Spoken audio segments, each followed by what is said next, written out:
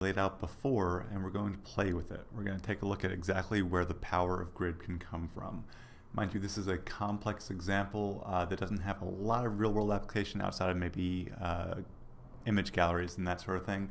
However, it can show the real power that you can start utilizing in grid today. So the markup itself hasn't changed much since our last video, other than we went from about 12 grid items to about 30 grid items now, and I've inserted some text in each one so that we can actually see the order of things, and that's going to become important later on.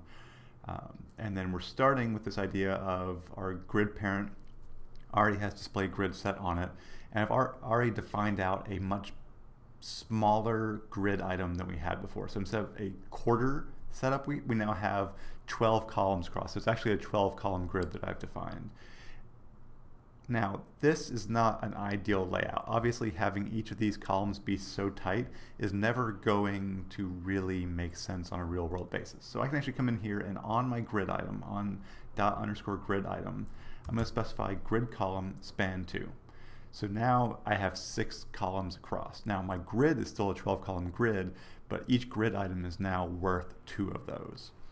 I can throw some more visual interest in here. If I wanted to go ahead and have every even numbered column be 1 column wide, I could do that and have each odd number one be 2 columns as well. So then I can start playing around with the size and spacing of these. I can take my 4th child, and instead of it being 1 column, I could have it start at the 3rd column, at 3rd row, and span 4 rows. So now it's thin and tall. And then I can also specify my grid column and have it span 4. So now not only is it 3 rows tall, it is also 4 columns wide. And I can do a very similar thing with my 10th child. I can tell it to span 5 columns and 2 rows. So you'll see when I do this, it introduces some extra white space. Grid doesn't exactly know where to place things. We haven't told it how to place these things correctly. The grid specification has a new CSS property called grid autoflow, which can tell it how you want these things to be, you want these white space blocks to be resolved.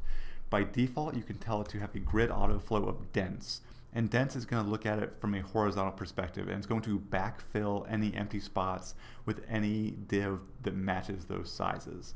So you can see across my top row here, my count goes 1, 2, 3, which is the order they are in my HTML document, and then it skips 4 and goes to 5. Now keep in mind, before we set our 4th child to be an incredibly large div.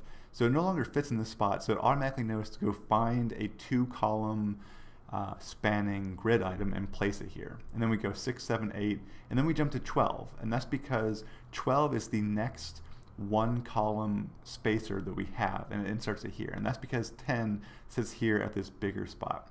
So the browser actually now has its own auto-flowing algorithm. You can change this to be from horizontal to vertical by changing it from dense to dense row or dense column. Dense row is by default, and column is going to make things, the white space is going to appear at the right hand side, and it's going to automatically go 1, 2, 3, 4, 5 down the left hand side of the column.